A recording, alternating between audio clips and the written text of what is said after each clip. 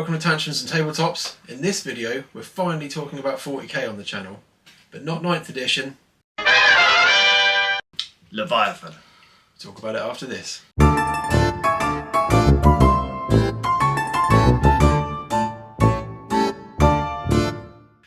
So 10th edition 40k is finally here. The A-list YouTubers have had their videos out for the last 6 weeks or so. It's time to hear what 2Z listers think, and we'll get stuck into the box. Are you familiar with what's going on in 40k at the moment? At the moment, no, I'm not. So, unfortunately, it's not a want of trying. It's just a case of want of life. The Hive Fleet Leviathan that most people thought was destroyed after the devastation of Baal is back. It's the biggest Hive Fleet ever seen, and it's triggered the 4th Tyrannic War. So this version of 40k is picking up straight after the Arcs of Omen series. You know, the Lion's back, there's Commander Farsight is back, all this stuff's happening. So in the middle of all that, we have the Ultramarines and the Tyranids in this massive fucking box. So yeah, the box has got 72 miniatures in it, a whole new series of miniatures for the Tyranids. The Screamer Killer Carnifex is awesome. I remember the old lead one from being a kid. Yep. You put that in a sock, you could do someone some fucking damage. And in the Space Marine side, you've got a new Dreadnought, which is a reimagining of a classic Boxnaught. New Terminators, which are finally decent scale compared to everything else. The unit of Flamers, which is cool. And they finally started mixing up older marks of armour with the Primaris armour. So you've got different style helmets, which is pretty cool. That is cool. That's cool. So that's enough waffle, I think. Yep. Let's unbox this. Let's open it up and have I'm excited. I keep looking at the back because I want to see. So yeah, we'll get to it. Already, just looking at this, just the assortment of figures you're going to get in this box set is ridiculous. And the quality of the figures is just, immense. People can say what they want about Games Workshop at the moment, but the quality of the miniatures is unbelievable. Yeah. I mean, for the value as well, I mean, it's no secret now, the box is £150. But for 72 miniatures in there, when you think a Dreadnought on its own is 30 odd quid, I think these guys would probably be £30–40 each. £40 at least, I would have thought those big ones. Yeah. So yeah, the models are push fit, which is a little bit of could be a pain in the arse if you like to be able to pose your models. Yeah. But again, it's aimed at a new player, isn't it? It's a starter set, so push them together, get playing, that's what they want. Going back in the day when the original 2nd edition box set came out, when I had that, so it shows how old I am, that was all push fit, but the figures and the models just didn't look anything like this. So you can't really complain if these are push fit. They're just unbelievable. If you're watching on the top camera, it's a nice bit of blur. We'll say that's artistic. But we'll open it up so we get that nice new fart noise from the box. Me, it weighs a ton. You're out. You're out. So straight away, as always, the cool bit of artwork that they have. So I'll show that there. It's the design. So you've got the Terminator and the Tyranid mixed together. Will this be going on your wall? It will. Shed? It will indeed. It will look pretty smart. The rest of them do. So you think in 8th edition they had the Ultramarine and the Plague Marine matched together? Yeah. So it's sort of the style they're obviously going for with the artwork. But that's pretty cool. I really like that. Let's move that out of the way. And straight away, wow. I mean, it's a mountain of plastic. Just the detail straight away on these. On some of the Tyranids, just check this out. Like Ben said earlier, you can say what you want about Games Workshop, but the details of this is just ridiculous. Yeah, I think that sprue there is the Screamer Killer. Yeah. That whole thing. Yeah, that is something else. And you've got the Brain Dude, maybe? I don't know, if that's only one model, that's incredible. We'll probably get slated in the comments, but remember it's the first time I've opened this box set, so. This dude, another Tyranid. This is the other big one, isn't it? Yeah. I should have memorised the names of all the units, but we'll get there. Again, the Dreadnought? Yeah, the new Dreadnought. That's pretty cool. It does look pretty smart. Again, just the quality of it again. Yeah. I mean, don't get me wrong, a Dreadnought isn't exactly the most detailed thing in the world, but the little touches on there just bring it out.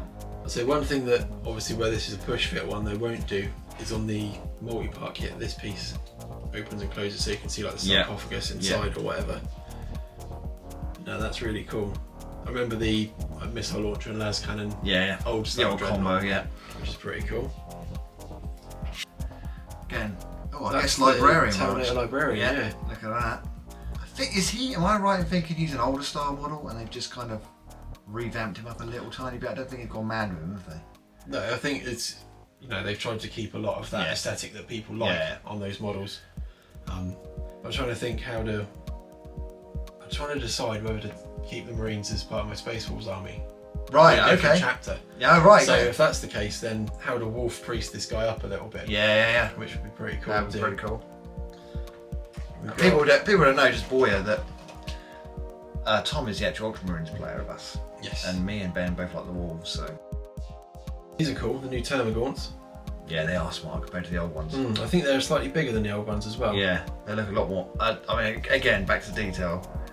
They're a lot more detailed than the old style ones. They're just, they are something else. I mean, I know they're sort of a basic unit, but they look more dynamic than the grunts of your army, as it were. Yeah. I think what's this? We got more of those there. Yep. I think there's different types of Termagants in this box. There's usually, well, again, correct me if I'm wrong, but usually you got the old Termagants and you got the Hormagants. I think there's a new one. It's called a Neurogaunt. Ah, okay. Nice. We'll cut that out if I'm wrong. The new Flamer units. Ah, okay. I want to say they're called Immolators, but that's probably too obvious. They've probably got some really cool trademarkable name that we're not remembering. Yeah. So, am I right in thinking, Ben, that you have a whole squad just of Flamers now? Yes. Wow. There you go. That's how out of touch I am with this. I think these models first came out in the Black Templars box. Right, okay. From late last year. Yeah. And that's where these came out and people were pretty pleased with them then. Yeah. These are the Von Ryan's Leapers, I think they're called. Oh, okay. Which is a new unit for the Tyranids. Oh, okay. So take a gander at those. I mean, you're more of a Tyranids player than I am. Yeah. I guess they're replacing the Death Leapers, as it were. No, there's a new Death Leaper model coming out. Oh, okay. Yeah. So these are something else altogether. Oh, right. I'm sure I saw online that these were referenced either in Rogue Trader or Second Edition or somewhere way back when. Yeah, got you. But I think this may be the first time we've had models for them. Yeah. Yeah, they look smart, don't they? We've got, I guess that's the commander. The Terminator Sergeant, maybe? Was he the sergeant, is he? I think so. Oh, okay. We can overdub that. And this is the Winged Tyranid Prime, I think he's called. Right, so another new guy. Yeah. Nice. If we butchered all of the names of these guys, it's because we're f***ing stupid. Oh, we're Z-listers, that's what we do. That's why we don't get it early. Nah. Hi, James Workshop. The Terminators. Terminators. Nice. And the most important thing of all, they're all sit on tactical rocks. Makes them better. And the homing beacon for teleporting them, for deep striking in. That's really cool. That is a cool That's little a feature. cool little detail, that is, yeah. So I don't think we had that in the old squads. No. New Terminators. Beefed up because they're Primaris. They're not anymore. Oh, really? Primaris is a keyword, it's gone. So these Terminators can be Primaris or Firstborn. Ah, okay. So it's cool, and they've changed the way transports work in the new edition. Yeah. So you don't have to limit Primaris units to Primaris vehicles. Ah, cool. I think there may be capacity things, so you couldn't put like 20 intercessors in a Rhino, maybe. So you can still use a load of Firstborn with Primaris. So it's mixed. Even it's though all just space they marines. look out of scale. That would be ridiculous. Would be, wouldn't it? But that's Games what Workshop has by the balls, don't they?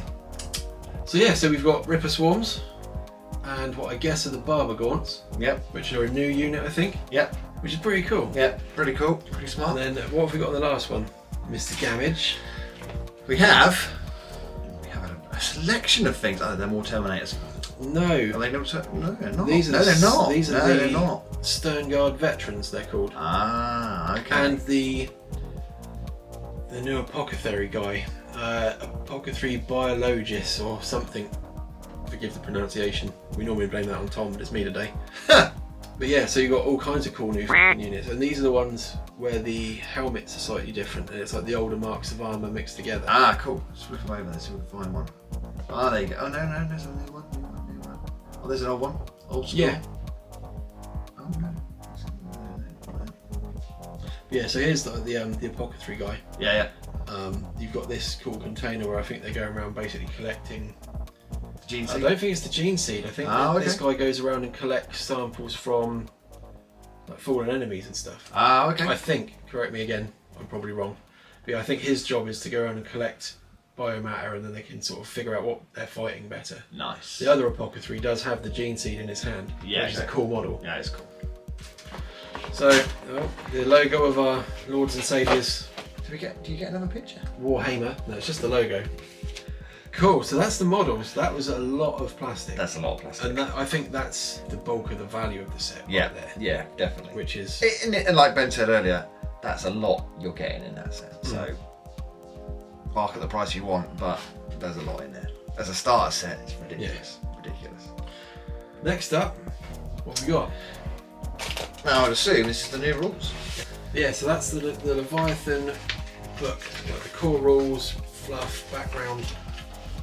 We'll have a deeper look into that in a minute, maybe. But the artwork on that is cool. Front cover is.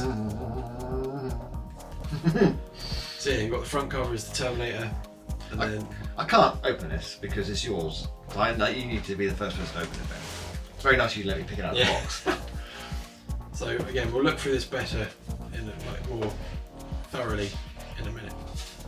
But yeah, the usual guff about the Emperor sat on the golden throne. It's the longest in history. I'm gonna say. But yeah, dark and terrible era where you will find little comfort or hope, like living on the Isle of Wight. It must be the painting and assembly guide. Yeah. So, literally, how to assemble your models. The Space Marines transfer sheet. So which armies are represented here? We've got Ultramarines, Dark Angels, Blood Angels, Space Wolves, Raven Guard, Imperial Fists. Yeah. So a pretty decent selection, Yeah. but I think there's some notable missing ones there. You haven't got any White Scars this time. No. The Salamanders. Salamanders could be on there. I'm sure that they were all in the... Black Templars still around? Yeah. I'm sure they were all on the stickers. The transfer sheet in The last one? Indomitus. Yeah. Maybe there's just a choice this time. Yep. Obviously, if they're sending combat patrols, maybe they've got those transfers in Yeah. there. And then, just in the bottom of the box, bases. Big 'em. Plenty of bases. And the mission cards, which we'll have a look at in more detail in a minute. One thing that I've noticed about this box, Go on. it's a starter set. Yep. So you would buy this box Yep. thinking, I've got everything I need to start playing the game. There's Now. no dice in this box. There's no measuring guides in this box. Bad Games Workshop. What the Bad. No, but you know, the last few starter set, they've all had dice, not whippy sticks anymore, but those little plastic range rulers. Yeah, range rulers, which are pretty cool. So the fact that you don't get those is a bit of a surprise. But And not to be negative, but as Ben said, if this is a starter set, that's pretty poor, really, considering you do get a lot of stuff for it, but for a couple of dice and a little bit of plastic for a ruler. Gotta be objective here, and yeah. it wouldn't be that way if we got this for free. No. So we've looked at everything in the box. While we get ready to look at things in a little bit more detail, let's have a quick word from our friends at Heroes.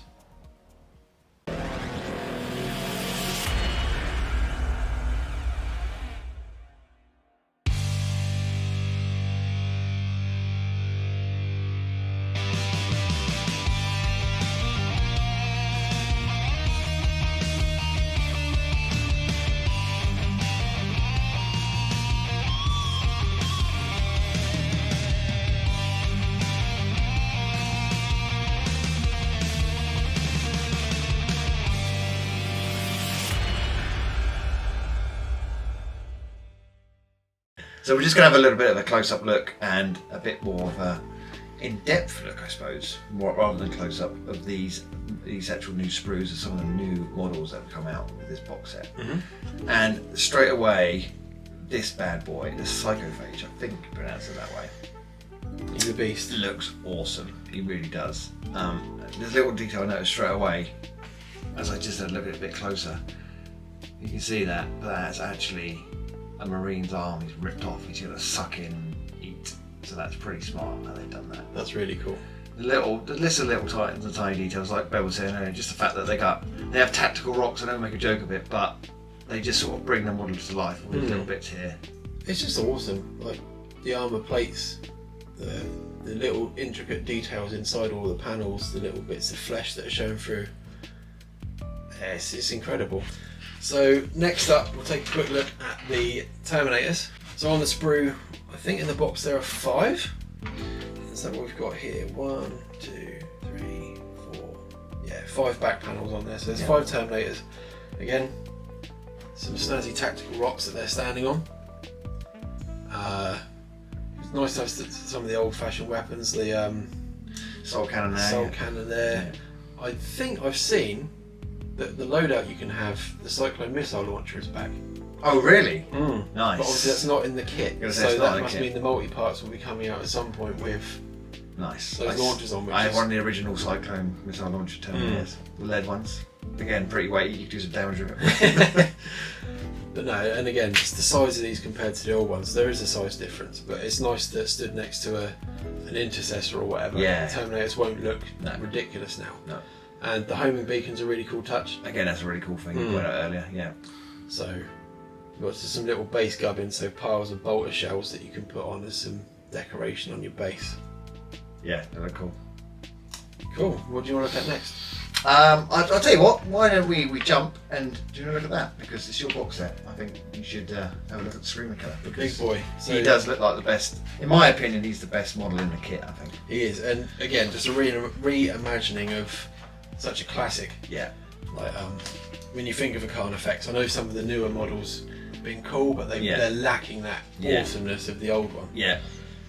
So, on this sprue itself, we've got the Screamer Killer. Yep. And you know, we can see straight away these great sides. Yeah, gonna say, yeah. The body, the carapace.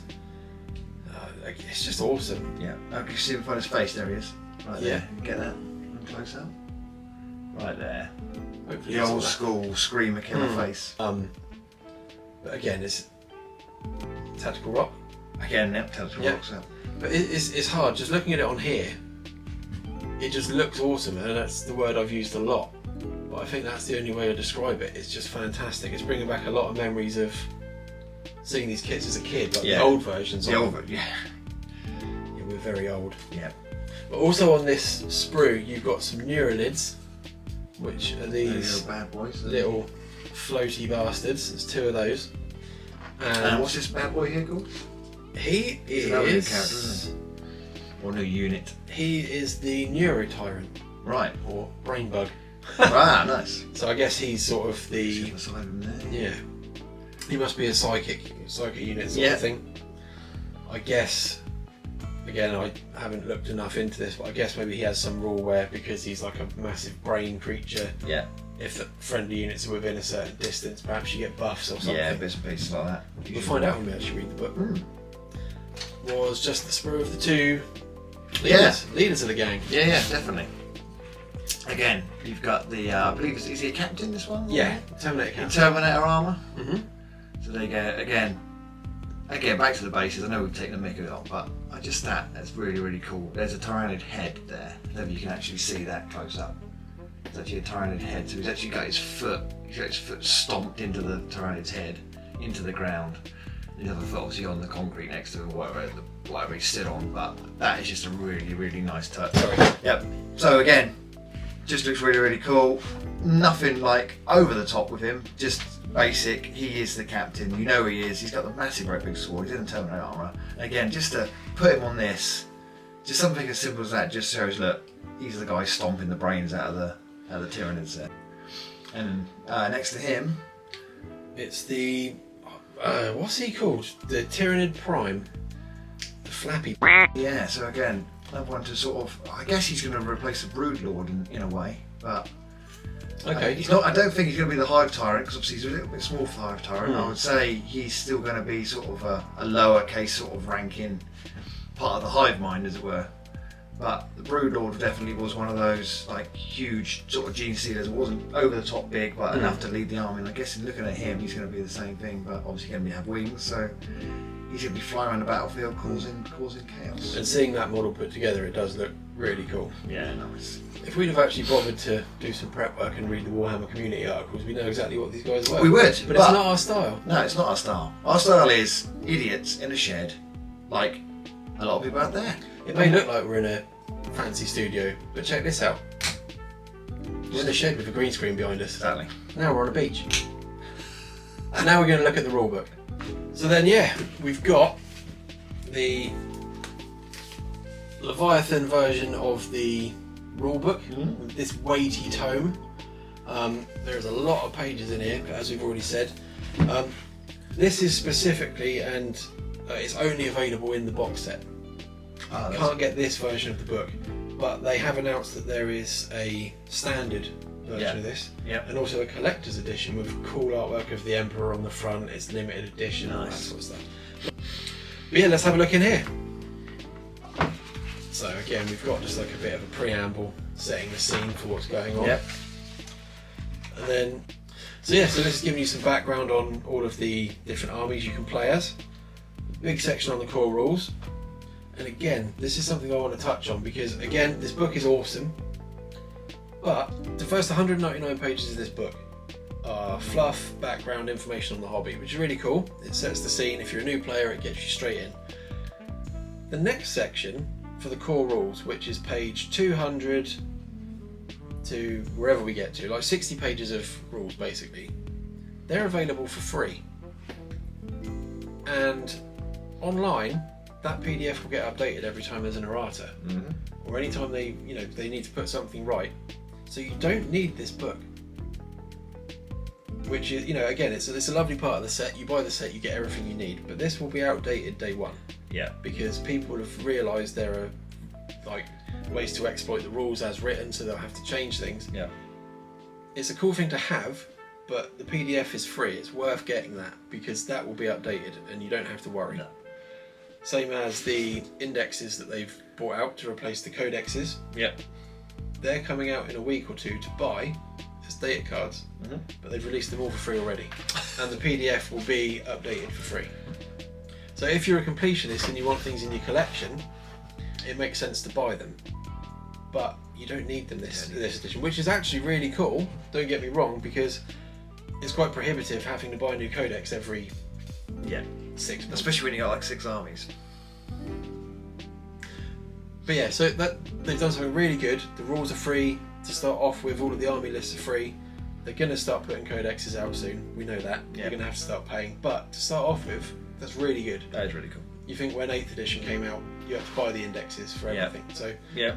well done on that one, Games Workshop. But I just wanted to point out that a lot of this book is actually available for free. You don't need it. So yeah, here's your introduction to the hobby. So you've got a nice picture of the contents of the box, some of the Warzone. New terrain, yeah. Yeah, the terrain. I've got that box, still haven't built it. Some cool pictures of other bits and bobs, some knights. Build and paint. So Another thing that's really cool with the hobby nowadays, which everybody sort of knows about, is the fact you can go online, you can get an app just to find out how to paint things. Really cool. I mean, when we were little kids, we didn't have that. You just sort of fumble through by yourself. Yeah, learn from your mates, and if your mates basically said, "Blup, that's how you paint a model," that's the way you learn. That's the way I learn. But like Simon said, Games Workshop have their own official app now. They have Warhammer TV with the painting tutorials. There are so many amazing YouTubers that do painting tutorials as well. Just the possibilities are endless. Yeah, they are. You just, you don't need to be afraid to paint your models. And the other thing is, you don't need to make them the most amazing models in the world. Remember, you're going to play. You're going to play these games. They're going to look cool anyway. That's the way to look at it, for sure. So there's a section on build and painting. So contrast, classic method, gaming. So I guess this is giving you an overview of the different game sizes that you can have, different game types. A quick overview of the battle rounds, which is pretty cool. Some cool artwork.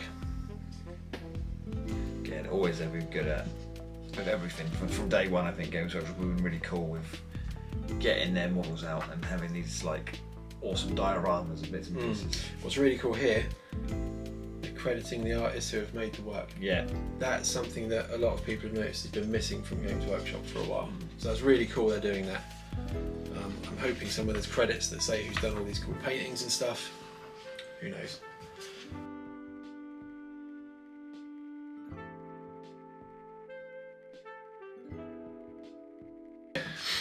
And then we get to this part that's showing the the different armies you can get. So again, showing the combat patrols. So the contents of this box, basically, you could use the Terminators as your combat patrol. So Black Templars, that's what their combat patrol would look like. Yeah, I still think that thing just looks like a giant baby carrier.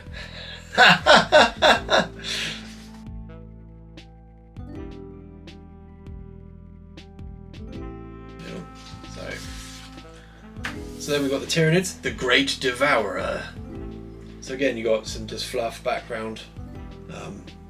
It's saying in there that they're actually one of the most relatively new races in the universe. Yep, discovered. Which is pretty cool when you think, you know, they've been in the game since first, second edition, but story-wise they're fairly new. Yep.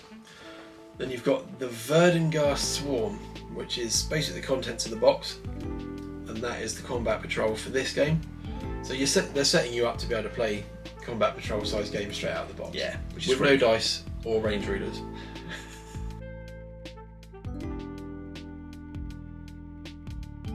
Finally, we get to the core rules. Here they are. So, introduction, so it's giving you an overview. Look how happy these people are. Yeah, that's not like when we play with Tom. It's not like when we play with ourselves. What? So again, Of course, you see in here, sorry to interrupt, No, no. straight away, obviously these guys are playing the new game. As you can see, dice, tape measure, things you can obviously buy from Games Workshop. That's the official Games Workshop tape measure. Exactly. After sales, we've solved it. Mm-hmm. So the turn sequence is slightly different. I know we didn't really get to play any games in 9th because COVID happened. Yep. We all got locked away. But so the first part of the game now is the command phase, which is where you spend your command points to unlock different stratagems. You can make your army super better. That's where you can declare Overwatch, things like that. Nice. You have the movement phase, shooting phase, all things we know. So shooting phase. Then the charge phase and the fight phase. So you notice that the psychic phase is gone. Yep. I'm not sure where that's been folded into now, but that's been included in one of the other phases. Ah, cool. So Nice. unless, we'll figure that out when we actually learn to play. One thing that will f you right off. Model visible, fair enough. You can see him, you can't see them. The whole unit is visible. Which is absolutely dog. I mean, really, come on. I guess they're saying you shoot him and it'll ricochet off and kill them. Yeah, that's how it works. Yeah. Explaining dice rolls, explaining what a D3 is. What are these? They're them things you don't get. Oh, I see. Cool. Yeah.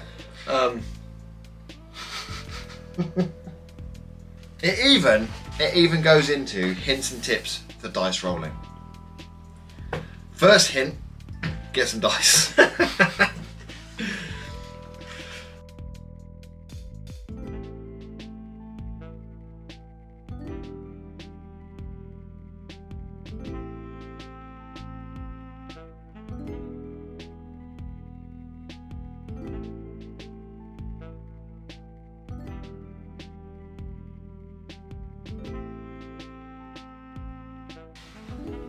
What have we got here? It's a box. It's a box of cards. Oh, Are you ready? yes. There they are! Wow. The cards! Amazing. Check them out. So what have we got in here? So we've got the main mission rules, Yep. the deployment zones, there's the quick rules. I guess these are objective markers. Yep. So it looks to be that a lot of the game is randomised, or it could be. So you've got deployment cards and the different deployment zones you would have. So you have basically deployment in your main mission, and then you're deciding who's the attacker and the defender. Yep. So then you can pick a random secondary mission, Got ya. That's really cool. and so for the attacker and the defender, Yep. but also a gambit. But at the end of your 5th turn, so this is basically if the game's not going the way you want it to, you can basically throw caution to the wind, and I think you bin off your secondary objective Yep. and you play a gambit. Okay. And so it's like an all or nothing sort of thing. So for this one, for example, The battlefield is lost. Triangulate coordinates and transmit them to our orbital assets so that they can unleash their fury and deny the enemy their prize. Got ya. That's really cool. At the end of your 5th turn, if one or more units from your army that are not battle shocked are wholly within 9 inches of a corner of the battlefield, and those units are not within your own deployment zone, roll 2d6. Add 1 to the result for every other corner of the battlefield that has one or more units from your army wholly within 9 inches of it. If the final result is 12 or more, the gambit is successful and you get 30 victory points. And I guess what that basically means is they're just bombarding the battlefield. Yeah. So that's really cool. So it could be a case of you may only have 4, but you think, right, I'm going to play this gambit, and then you spend the rest of the game getting your guys off to the corners. Yeah. And then you pull it off. Is that really appropriate when you're playing? Not pulling one off. Hey? Biomass. You could really get your opponent angry with this. I can imagine one of our crew being very cross if he was winning and suddenly you played one of these. He got upset when I blew his tank up. So. Yeah. So I mean, I think looking at the contents of the box, you know, there's a lot there for your money, and there's a lot of opportunities to get a lot of play out of this game as well. If only you had dice.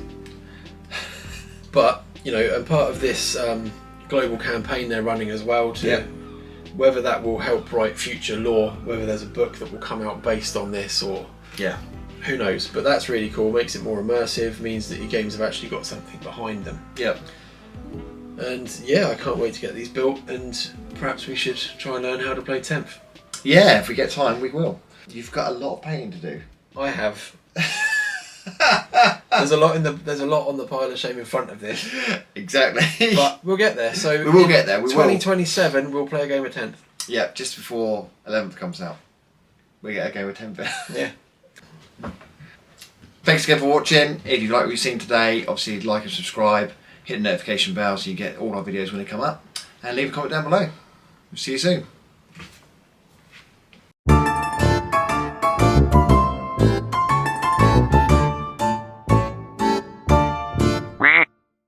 Was that it? That's